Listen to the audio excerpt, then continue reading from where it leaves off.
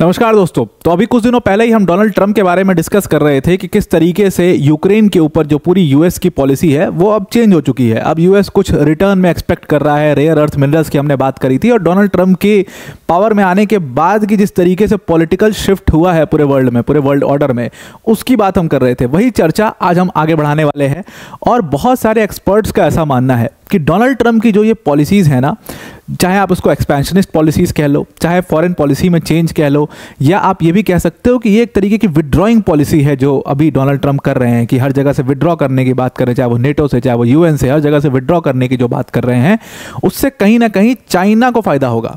Donald Trump का जो America को ग्रेट बनाने का जो आइडिया था वो शायद उनके ऊपर बैकफायर कर जाएगा और उससे चाइना को बहुत फ़ायदा हो जाएगा। वही चीज़ हम देखने वाले हैं कि कौन सी चीज़, कौन से मूवमेंट्स के बेसिस पर जो एक्सपर्ट्स हैं वो ऐसा क्लेम कर रहे हैं। वीडियो में आगे जाने से पहले एक छोटी सी अनाउंसमेंट है अनअकैडमी टीम की तरफ से कि अनअकैडमी लेकर के आया अपना फाउंडेशन कोर्स, जो कि इंग्लिश मीडियम में और हिंदी मीडियम में तीनों में अवेलेबल है। और इस फाउंडेशन कोर्स में आपको सीधा सीधा हमने 55% का डिस्काउंट दे दिया है। ध्यान में रखिएगा कि ये डिस्काउंट सिर्फ और सिर्फ 22 फेब तक ही वैलिड है।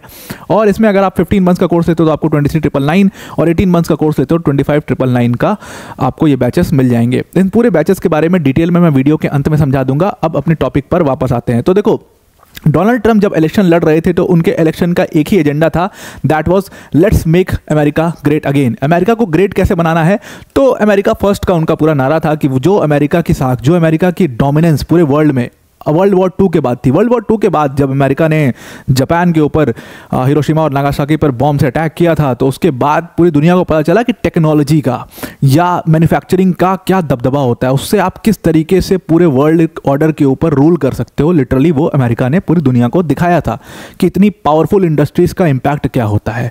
और अमेरिका ने लगभग 3-4 दशक तक अकेले पूरे रीजन के ऊपर, सारे रीजन्स के ऊपर एक छत्र राज किया।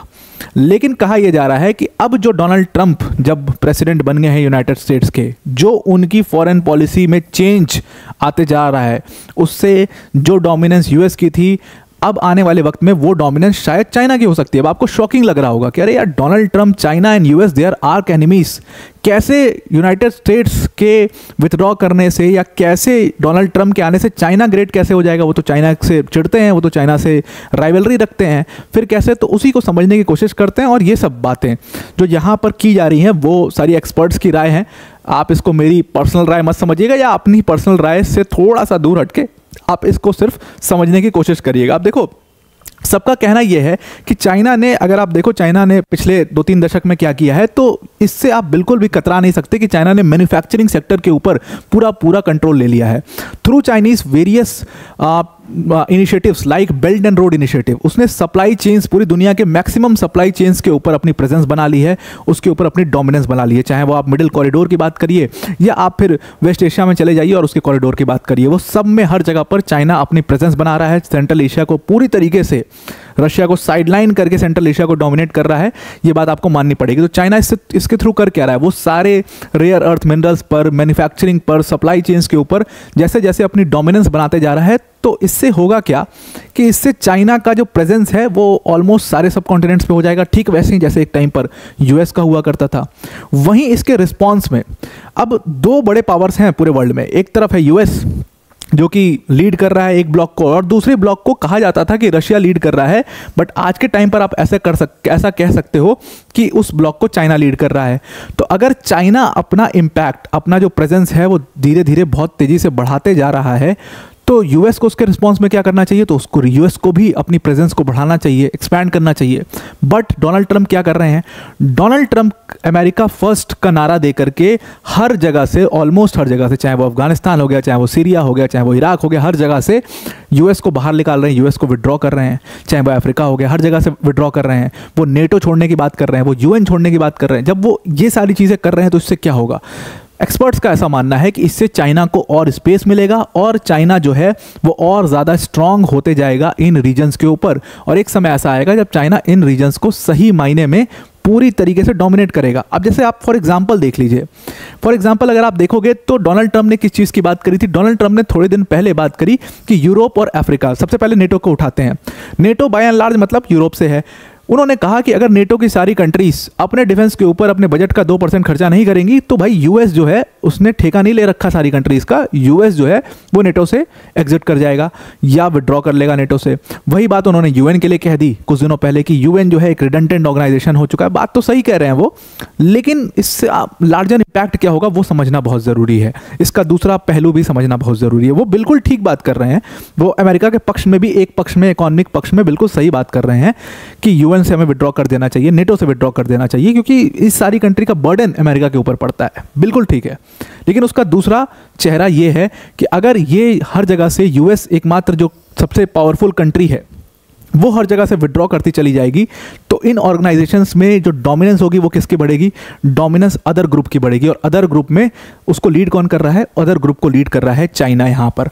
तो ये एक बहुत बड़ा इशू जो है वो यूएस को फेस करना पड़ेगा। इसके अलावा जो दूसरा सबसे बड़ा पॉइंट ऑफ कॉन्फ्लिक्ट है वो ये है कि एक टाइम पर यूएस ने हमेशा से चाइना को क्रिटिसाइज किया है इस बेसिस पे कि चाइना जो है एक एक्सपेंशनिस्ट कंट्री है, वो अपना एक एक्सपेंशनिस्ट एजेंडा रखती है।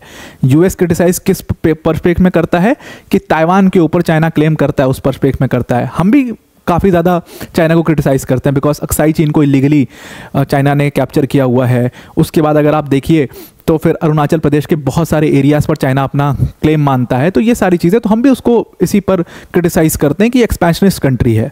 अब आप सोचो कि हम चाइना को क्रिटिसाइज़ कर रहे हैं कि ये एक्सपेंशनिस्ट कंट्री है, सेम काम अगर हम करने लग जाएं, अगर हम मालदीव के ऊपर अपना क्लेम करने लग जाएं, श्रीलंका कहेंगे नहीं श्रीलंका इंडिया का पार्ट है, या नेपाल को मिला दो भारत में, इस तरीके की अगर हम बात करने लग जाएं तो फिर हम कोई नहीं होते चाइना को क्रिटिसाइज करने वाले।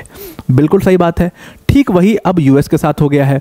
एक तरफ यूएस की जो पूरी गवर्नमेंट है वो मतलब चाइना को क्रिटिसाइज करती थी कि चाइना एक एक्सपेंशनिस्ट कंट्री है, वो पूरी तरीके से उनको क्रिटिसाइज कर रही है कि चाइना एक एक्सपेंशनिस्ट कंट्री है। और वही गवर्नमेंट आज की डेट में क्या कर रही है? वही गवर्नमेंट आज की डेट में डोनाल्ड ट्रंप उनके प्रेसिडेंट बात करते हैं सीधा सीधा डेनमार्क को इन्वेट करने की। उनके प्रेसिडेंट बात करते हैं कि आप जो पनामा कनाल है उसको यूएस में मिला दो, पनामा कनाल को यूएस में मिला दो, या वो बात करते हैं कि सीधा सीधा ग्रीनलैंड को जोड़ दो यूएस में, ग्रीनलैंड को वापस ले आओ यूएस। ये सारी चीज़ों की वो बात करते हैं। तो कहीं ना कहीं वो एक एक्सपेंशनिस्ट एजेंडा जो है वो उनका साफ नज़र आता है। एक टाइम पर यही यूएस इसकी फॉरेन पॉलिसी ऐसी हुआ करती थी, कम से कम कहने के लिए तो ऐसी थी कि भाई हमने जितने भी दुनिया में अग्रेशंस हो रहे हैं उनको रोक लिया। जैसे उसमें सबसे बड़ा एग्जांपल है सद्दाम हुसैन का, कि सद्दाम हुसैन का जो अग्रेशन हुआ कुवैत में, जो उसने कुवैत पर अटैक किया, भले ही सिचुएशन क्या भी हो और उसमें तो बहुत बड़ी खैर स्टोरी है वो अपने आप में, लेकिन कहने के लिए तो यूएस यही कहता है कि हमने रोक लिया, या बल्कन्स में जो कॉन्फ्लिक्ट है उसको हमने सुलझा दिया।